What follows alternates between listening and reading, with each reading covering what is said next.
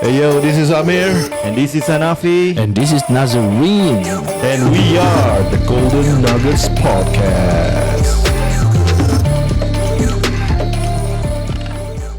Wow, Jamil, is that a new Rolex you're wearing? Shh, we low profile a bit leh. I thought you say you earn 2,000 a month. How you afford Rolex, yeah? Oh, I found this company. They provide good investment opportunity leh. Sure not. I go to this company it's called Aliyah Rizq Farm. They let me invest in a flock of sheep leh. They also help me sell the sheep, and with the profit I get my Rolex lor. Hey, legit or not? I see your sheep can or not? Can, you just go to tgnpodcast.com/arhinvest. Then you can join me to see my sheep at the farm lor. What's the website again? tgnpodcast.com/arhinvest. Okay. I sent the message already. Can't wait for my first Rolex, eh? Hey guys, welcome back to another episode of the Golden Nuggets Podcast. This is part 2 with Jit Puru, and he just left us with a very deep philosophical bomb. Yes. Right. So, Yeah. I mean, take it away. Right. So if you guys haven't listened to part 1, you should listen. Yeah, because, definitely. I think he ended off with a very interesting experience that he actually went through in his life.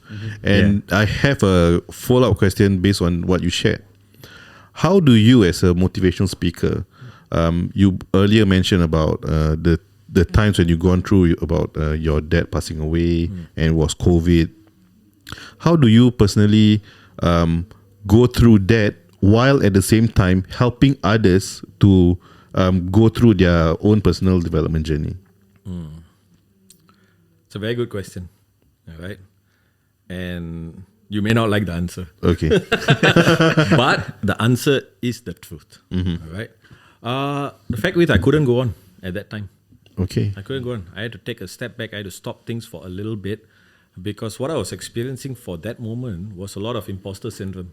Right? Because, I was figuring out, helping people, sharing people what to do, but at the same time, I was going through experiences in life where I was like, hey, I have the tools, but my tools are not working for what I'm experiencing right now, which made me question the validity of the tools that I was sharing with people, right? Because my dad passing away was one thing that happened after another thing that happened before, and that was another breakup, right? From a 5-year relationship, right? And that happened 6 months later. My dad passed away, and I was like, how is life getting this bad again? And I can't control my emotions. I'm feeling really down. I'm getting into depression territory. I'm having anxiety attacks. And I was like, I'm this guy who's written a self-help book.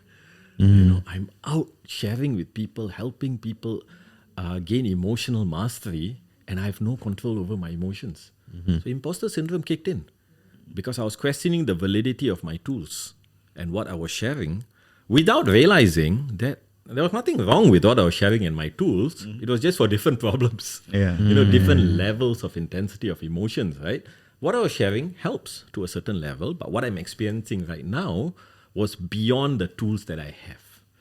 And that's when, I actually took some time off, right? Just to settle down, regain my thoughts again, and get my outlets, all right? So in that time, was pretty much, I think it also worked out quite well because it was COVID lockdown. All right, so it's not like I was being engaged to speak on a weekly basis or train, and I wasn't doing life coaching anymore. Okay. And I was slowly transitioning into content creation. All right, so it all kind of happened at the right time, right place.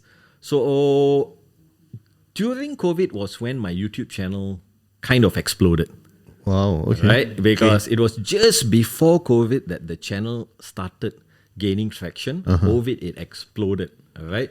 Which means I was generating good revenue through YouTube, even when COVID didn't allow me to speak for a living, train for a living. So finances was taken care of. Okay. Which also allowed me to, okay, you know what? I don't need to speak. I don't need to train. Right? Let me go and sort myself out and figure out what is this new tools that I'm going to need to help myself right now. So that was my journey. The moment borders opened up, I took a 9-month break. I wow. went traveling. I was in the US for 3 months. Okay. And then I went to South America for 3.5 months, just backpacking. Came back to the US another 3 months. And I was away from Singapore for 9.5 months. Wow. To get back perspective and new tools, pretty much learn new tools and new approaches, for people who are going through harder times, and I think that's it. Did I answer your question? I don't know. Yeah. Yeah, I did, right? Okay, perfect. I felt like I took you on a journey somewhere, but did I answer the question? Yeah, I mean, it's a nice segue to also speak about your YouTube channel Yes. now. Okay. Yeah. You talk about your YouTube channel already monetizing during the COVID pandemic. Yes. That means you have started earlier, right? 2018, right? 2018. 2018. Ideas and inspiration. Ideas and inspiration. 655,000 followers. Almost 600 and I think 620 right now. Or 620. But it'll get there. 650 is coming. Akan datang. Coming soon. Yeah. So can you perhaps Giveaway. Sorry. Giveaway for 650. yeah, if let's say you reach 650,000, maybe you give away $650,000. His face just started to change. All right. Yeah. So how does ideas and inspiration started, and can you share with us the earlier days when you started out that channel? Okay. So in 2018, actually at about 2017 or so, right, I published my first book in 2016. Okay. All right. It was all cool. It was well because that was in line with self-development and it was part of me helping the community. All right. I was doing a lot of corporate work. All right. Corporate would engage me to do, keynote speeches, training programs, which was all good because it paid the bills. But corporate work is corporate work. All right. It's half the time you're speaking to people who didn't even want to be in the room to Yes. begin with. Yeah. All right. So it's a very different kind of energy. And for me, my passion always lied in helping the masses, helping the people who needed help. And that's public stuff. But at the same time, I wasn't too keen on running $1,000 public programs simply because it took me back to the place when I couldn't afford $1,000 programs. So for me, community work was always, a give back, a contributing back. It's got to be either really affordable or free. And that's why I wrote a book. Because books are $20, Yes. right?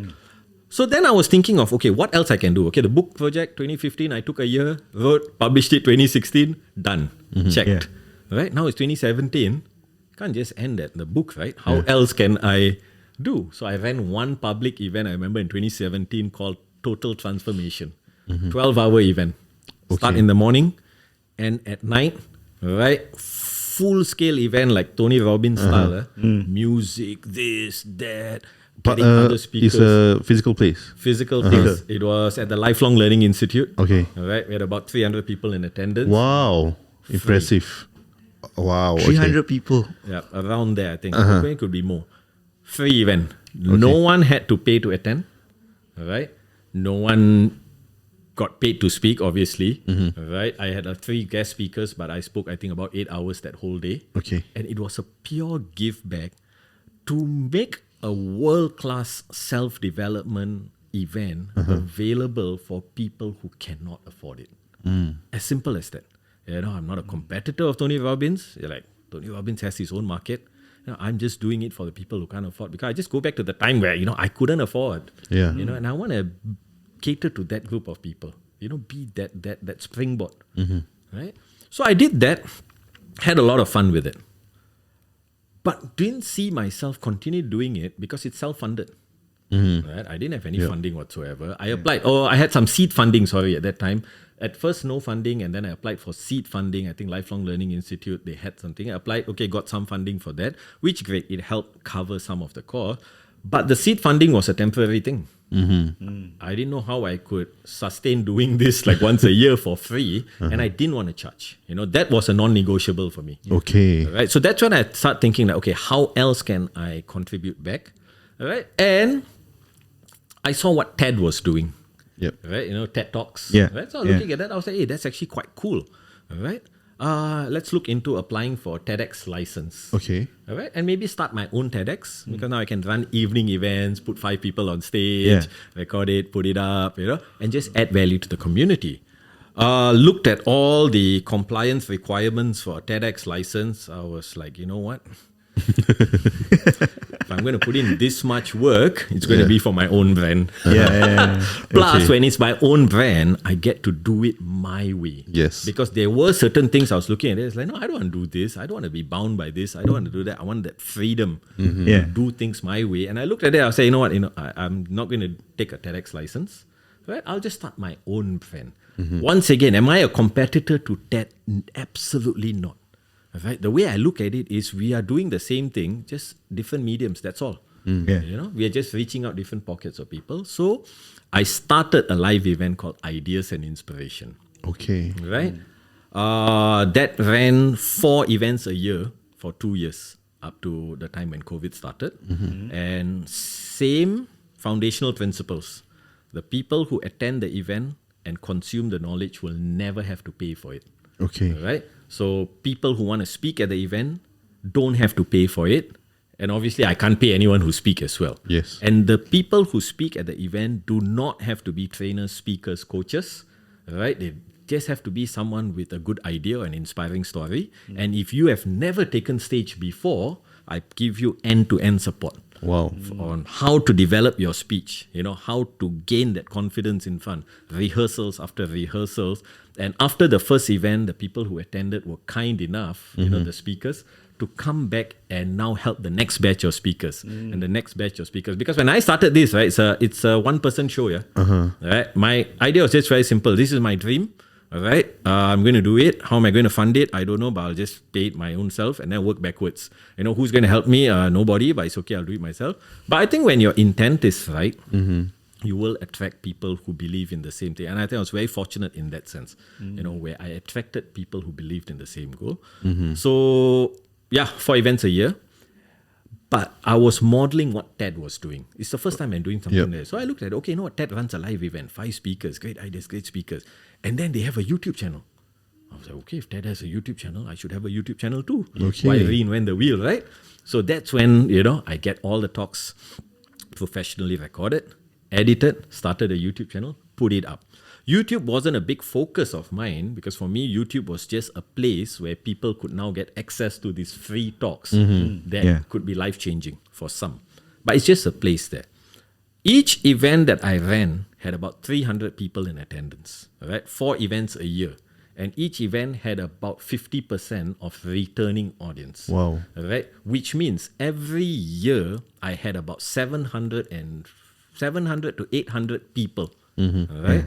For 2 years, I had about 1,400 to 1,600 people, but my YouTube channel subscription followers were only 300. Okay. A little bit disheartening at times. I'm like, how come I'm getting like 1,500 people attended in the last 2 years, but only 300 people have subscribed to my channel? But I was like, you know what, it's fine, because my focus was the live event. Just before COVID lockdown, actually just before COVID even started, around November 2019, was when one of the video started going a bit viral. Okay. And when that went viral, 300 subscribers in almost 2 years became 600 subscribers in under a week. Okay. And Which video was that, if you don't mind me asking? That was your own one? A video from Manoj Manoj. Vasudevan. And the video was on how to cure your fears forever. All right. Wow. And Manoj is a former world champion of public speaking. Right, and it was an amazing speech. Yeah, because I'm like looking at your oldest videos. And I see like you have like speakers like Dr. Lakshmi, what's his name? Angie Helwell, Surya Sparks, and people in the likes of this. Yeah. Is that how you started getting traction for the? Well, you see, when I first started the first event, right, it was really through the support of a lot of people who believe in the same way. Like, for example, you said Surya who was on the channel. I reached out to her. And I say, hey, what, I'm starting something new. It's for the community. Never done it before. No one heard of this. No one even knew what it was. It had been a fly-by-night event, But she was kind enough to, and she's established. She's been speaking for a long time. She's spoken with some of the biggest names on the world stage. Yes. I think even in the UN and all, she's spoken before. I'm like, she doesn't have to do it, but I'm just asking, because what's the worst that can happen, right? Just say no, which means the outcome would have been the same if I didn't ask. But she was kind enough to say, yeah, sure, of course, it's for the community, I'll come, And so it was in the beginning to the support of people like this that helped me kickstart this whole initiative. Right? So Manoj's video started going a little bit viral. That was what opened my eyes to, hey, you know what? What's going on? Why is this going viral? And then I think that inquisitive mindset kicked in suddenly. My curiosity took over because I'm like, okay, I want to know what happened. How did I get 300 subscribers in this last 1 week? So that was, I must say, probably the first time I went and looked into YouTube analytics. Okay. And I started saying, okay, where's the traffic coming from? Why is the traffic coming like this? What has changed from 1 week ago to now? Because that video was already up for about 3 months, if I remember correctly. And then I started looking at videos from other content creators. YouTube is YouTube content creators. So I think at least content creators in all this platform, they are very supportive. And they're very open with sharing knowledge. You go to YouTube, right? And you just ask how to do something, you'll get the most successful content creators sharing how to do something. Yes. And now was, okay, how do you make a video go viral? How do you tag on the momentum of one video? And that's what happened. I started learning, okay, how can I ride this momentum? How can I get the next video going viral? What is the metrics I must be looking at? Started doing all of this, started changing little tweaks here and there, and managed to get a second video to go viral. Okay. That second video by Nishant, right, is still bringing in today, 6 years later, about 2,500 to 3,000 views a day. Wow. It is almost 14 million views now. Okay. And it's still going strong. Check now. Right? And from there, other videos. Now you just try to replicate the formula because okay, what is the algorithm kind of looking for? It's always a best guess, right? But you're always looking because you have better knowledge and you keep learning and you try to get your next video viral, because now YouTube is suggesting your videos to more users, so more eyes are coming into your channel, and it becomes a chain reaction, right? Yes. And that's pretty much it. So, and when all this was happening, right? So 2 years, 300 subscribers, right? Suddenly 600 subscribers. I still remember, start of December 2019, 1,000 subscribers, 4,000 watch hours. I qualified for monetization. Right? Applied for partner program, got it, turned on monetization. At that time, content creators had to turn on. Yes. Manually. Right? Manually. Turn on monetization, right? First day, right? When the reports came out was December 3rd. Okay. Right? How many watch hours on that day? I don't know, but I made $3. Okay. Right? Most exciting day of my life. Because I woke up from sleep, right? And I checked, and my channel made $3. And more importantly, I made $3 while I was asleep. Right? I wasn't delivering a speech. I wasn't delivering coaching. I wasn't selling anything. I put up content, right, which was done 4 or 5 months ago. And it has generated revenue while helping someone else. And you know what was the beauty of it? It fell right within what Ideas and Inspiration is still about, which is the people who consume the content, the knowledge, didn't have to pay for it. Yeah. Advertisers were paying for it, and I have no problem taking money from advertisers. So I'm like, this works. Yes. Right? Advertisers are paying YouTube. Right? YouTube is sharing profits with me, revenue with me. People who consume the knowledge didn't have to pay for it. Great model. I mean, it works 3 ways, 4 ways, right? It works, right? So that happened, made $3. I said, this is what I'm doing. Right? This is what I'm focusing on. So that was the life-changing moment. That was the changing moment. And then came March, COVID lockdown.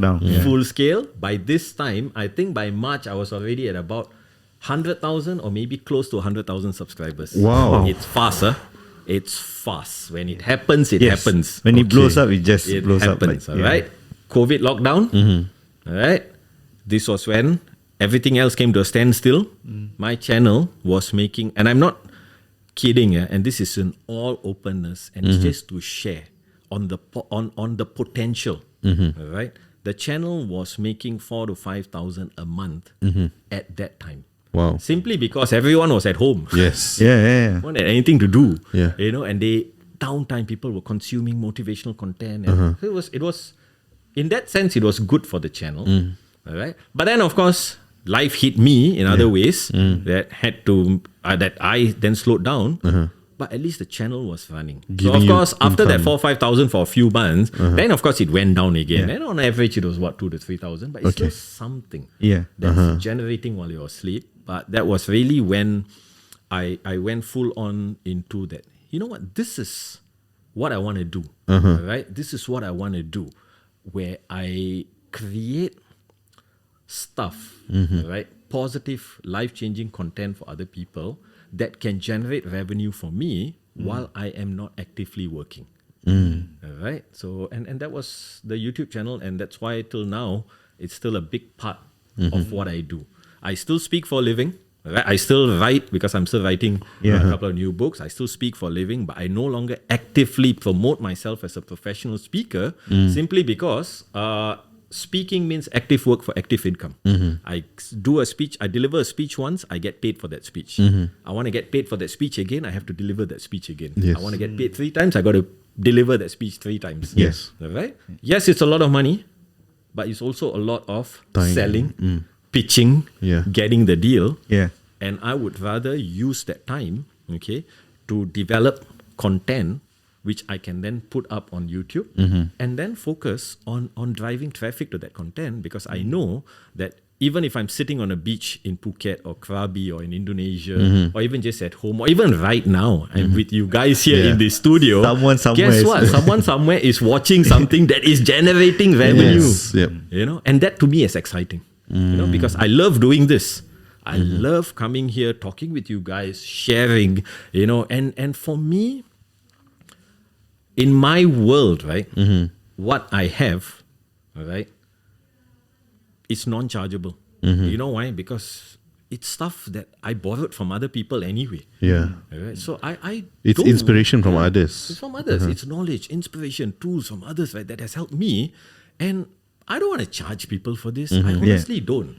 Problem was, right, while I don't want money, the world still needs money, right? Yes. And I can't survive on a full, like, I'll just give everything for free. So that's always been that dilemma before. Like, how do we strike this balance? I want to give for free. Yeah. But the world needs money from me because money is a tool. Yes. All right? And you need this tool, be it for family, for all kinds of things. You have kids, you have family, you have parents, you even for your own well-being to eat, you need. So, it was that. So, and that's why when this content creation side of thing opened my eyes, I read this works for me. Now, you see, I can come and freely share on any platform. I'm not holding back anything because you know why? This is for you guys, man. It's for the listeners. It's for the people out there who needs the help. And in return, this might drive traffic back to my YouTube channel for them to get more knowledge. And the more they watch, the more advertisers will pay me, which means I can continue producing more content for the people who need it. And it's a nice chain reaction for me in that sense. So you mentioned about looking into your analytics, right? Where was the most obvious most audience come from? For my channel? Yeah. Is it Singapore? Unfortunately, no. Okay. It's actually one of the things I'm working on this year. Because while I am Singapore's most subscribed self-development channel, our local presence in terms of subscribers in Singapore is not that high. Yeah. All right. And also this is because of the demographics of the people and what interests people here. Because YouTube do release, once in a while, right? Country by country, geographically, what is the most watched kind of content, right? Singapore is entertainment based, right? Anything entertainment does quite well because I think, maybe as a society, a lot of people are very stressed up, and you need this outlet, just to laugh, be entertained. So we watch a lot of entertainment based content, and there are content creators in Singapore who are bigger than me, right? 2-3 million followers, but it's entertainment based. Self-development, this is what I'm trying to introduce more of locally. So I am doing a few things right now. But if coming back to your question, where is the most of my subscribers from? I would say about 30 to 40%. Right? Last I checked, is from India. Okay. Right? And that's because two of the videos that initially went viral, right? Both speakers are of Indian heritage, Indian nationals. Nishan is in in 2 top 3 videos. Yes. And Nishan is a former Guinness World Record holder. He's also a grandmaster of memory. Wow. This guy is just amazing. Lots of e-learning courses he says out there that teaches people, how to improve their memory, how to improve their learning. And his story is that he was not born with a great memory. He learned how to have a great memory. Okay. And his take is always this, is like, if he can do it, you can probably do it too. And he says probably because he don't know what kind of a commitment and dedication you are going to have. But if you have that same amount of commitment, dedication, you can do it. So I think because of these 2 videos, all right, most of my initially came from India. But having said that, it is global. Yes. Right? Because I do have a lot of subscribers from the US, from the Philippines,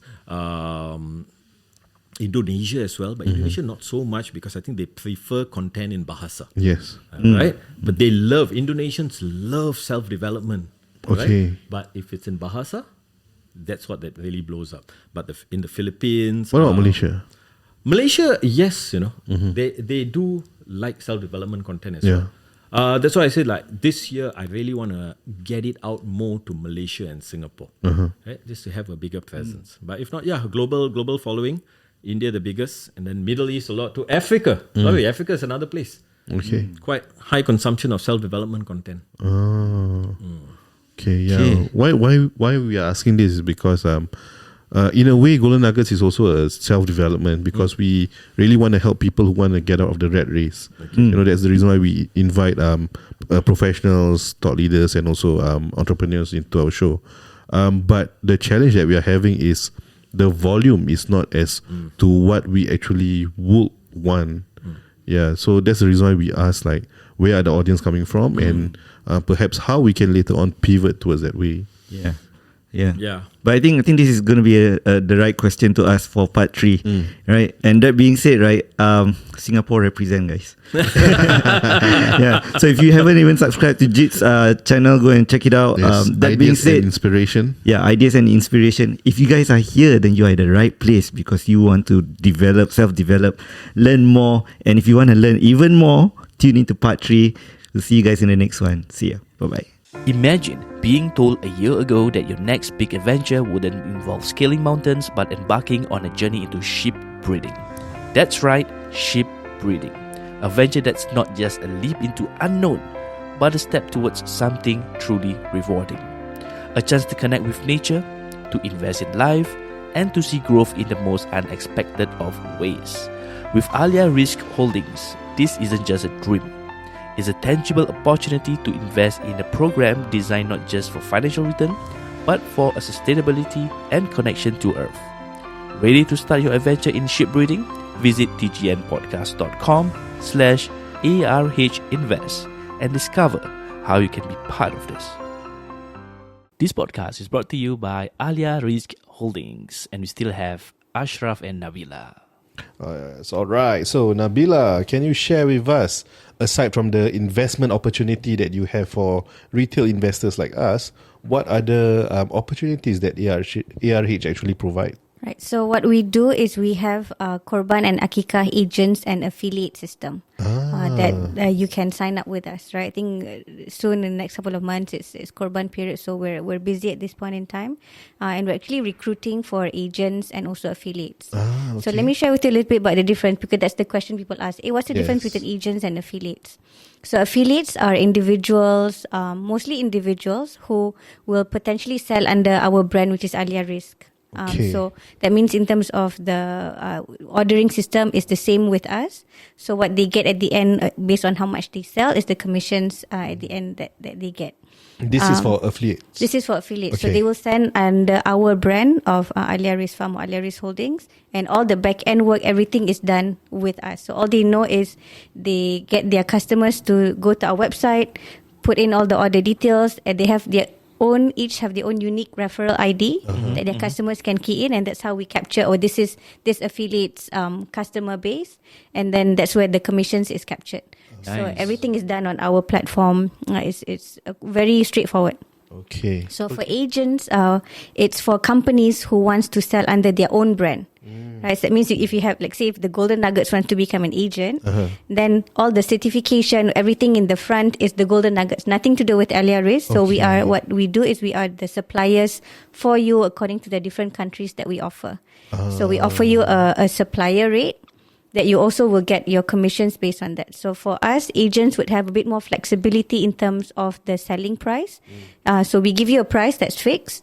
You decide how much you want to sell. We can give you a recommended selling price, and then you can go ahead and do that. So that means you promote the Golden Nuggets as the agent. So that's the difference between affiliates and agents. We can do the Golden Ummah. Ooh, exciting.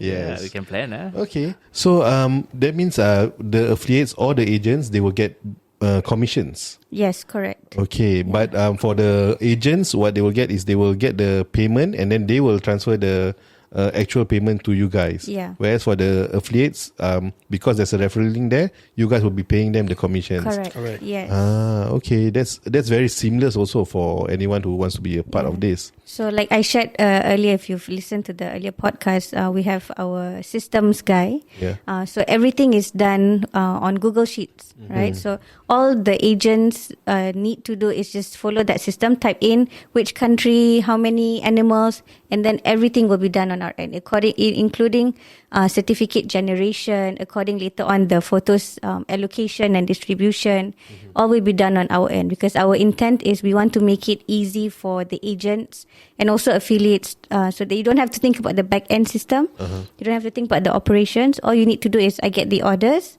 I submit, everything will be done for me. And what we strive for is to update them every step of the way. That means, say we have like 10 different countries.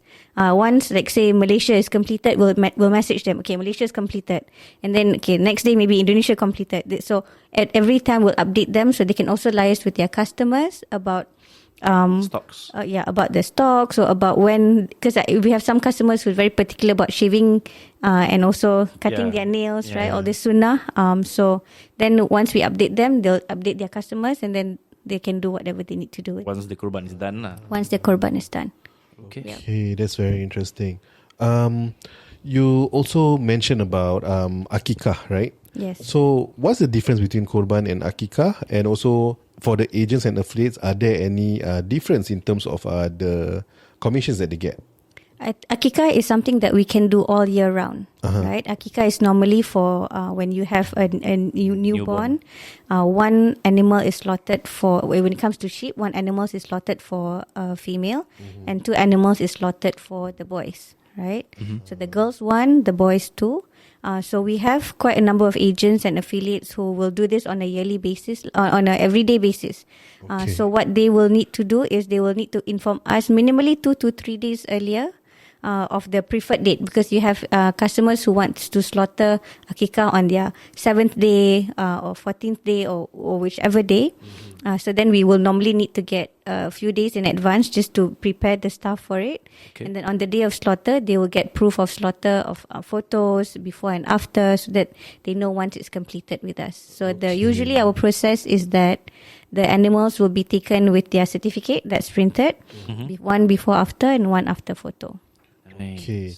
And if let's say for the agents, right, because we are using our own brand, how are they going to like show the proof of the slaughter with the brand itself? So what for korban and both akikah, the certificate. So that means we get the certificates from the agents, how they want their cert to look like, and then we'll do the back end system for it. Okay. So that means if say the Golden Nuggets have their own certificate, so whenever we slaughter, it's slaughtered with your certificate. Okay. The before and after photo. And then for us, we're very strict on PDPA, because that's how Singapore operates, right? Yes. So we will not liaise directly with your customers, even if we have their Commission. your names or their names or their details. We take it as we have to operate this in an honest capacity that this is your customers, even if I know this person. And that has happened before. This is a friend of mine. Tapi dia beli from, say, Golden Nuggets. I will not touch, I will not ask because that is the privacy and the thing that we give to our agents lah. I see. Okay. Is this a common practice and things that happens for all the sheep and goat farmers? I'm not too sure. Maybe Ashraf can Usually- have your input on this. Usually, sheep and goat farmers, they would want to sell on their own, right? They want to sell on their own because they think that, when they sell their own stocks, they can, of course, make money for the farm to... 100%. Yeah, their own upkeep lah. Which is something that I believe is quite old-fashioned. I think it needs to change because, you see, farmers need each other. Yes, right? I agree. Right. Especially nowadays. There's a lot of farmers who are giving up. And then youngsters are not coming up to becoming farmers. And then you want to be selfish, you cannot lah. Yeah. Right. So, this is something that I've been doing on the ground for the past, 6-7 years. Yeah. I've been going to the ground, talking to farmers and creating contract farmers and network farmers that can support each other. You see? So when I don't have stocks, I can buy from him. I can get from you. I can get from him. I can get from that person. If they don't have stocks, they can get from me. Yeah. Right? So when that happens, then the market share that you get is larger because you're working in a conglomerate, right? So that scale, you don't have to be thinking about just selling your stocks, right? You just sell. Why? Because if you have already sold out, you still got stocks behind you. Okay. Right? So you don't need to worry about stocks lah. You have to worry. Why worry? You have to worry about not having enough. Yeah, I that's think true. answering That would be a answering good your problem. question, I think the position that we take is our aim is to be the market leader and market supplier, right? And we cannot do that alone, definitely, right? So we are perfectly fine. Maybe some agencies, they would prefer to put their name out there. Nothing wrong with that, but for us, our philosophy is we need to also empower other businesses to also do their businesses. Yes. We cannot say that we're entrepreneurs. We want to empower when we sekat-sekat and you have to sell only our brand. It doesn't work that way. Right. So that's why we have these two different systems where if you want to start out, and we do have those individuals now who started as our affiliate, and then they say, quite good order. Can I sell it under my own brand? And I'm like, of course you can. So then they become their own. They can become their agent. The agent, before that, they were an affiliate. And then they start their own business. And then they start to sell other things like korma, kappa. So then we support that business in that way. Nice. And can you share with our listeners, how do they eventually become an affiliate or an agent?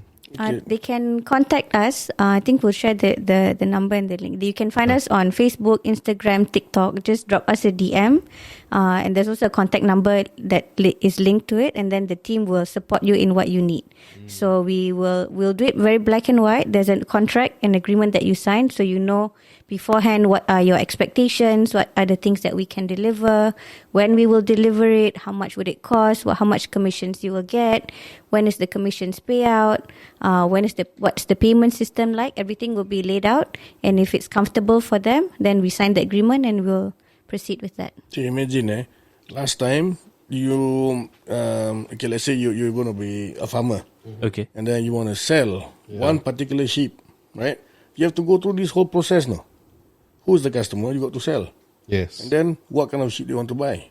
And then whose name is it that wants to buy the sheep? And then when is the date of slaughter? How many kilos is the sheep at that time? Yeah. All the animal health checks. Cukup umur ke tidak? Berat ke tidak? Wow, so many things. Cacat ke tidak? Sehat ke tidak? Tua ke tidak? You do all that.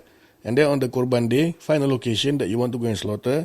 You slaughter the animal. You got to buang the kulit. You got to cincang the daging. And then you got to find a beneficiary. You got to go and distribute this whole Wow, chain. so many steps. Yep. Yes. Yeah. Then now you have us, Yeah. who's doing all of these things, right? You go just and focus find- on the selling. You focus on the selling, click a few names. That's it. Kalas. Yes, I do all the back end for you.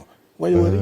Can. So that's my awesome, team's motto is we make it easy for the customers and agents. Kalau kita susah sikit tak apa. But so that's why we look at automation.